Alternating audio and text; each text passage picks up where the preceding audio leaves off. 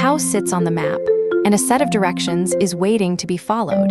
Can you find where these directions lead? Every round starts at the house. South moves you down the map, so 2 south steps drop you 2 rows.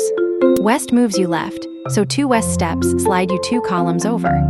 Follow every step in order, and you land on the exact spot the directions describe. Here is one real map, solved step by step. The first direction sends the walker 3 steps east, all the way across the top row. The second direction drops it 1 step south. The third direction sends it 1 more step east, right onto a place marker. That marker is the answer, the one spot every direction actually leads to. We're on the map train's direction sense.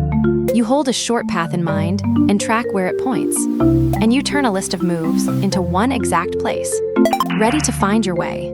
Play Where on the Map free at PlayMemorize.com. A brand new map every single round. Start plotting your route today.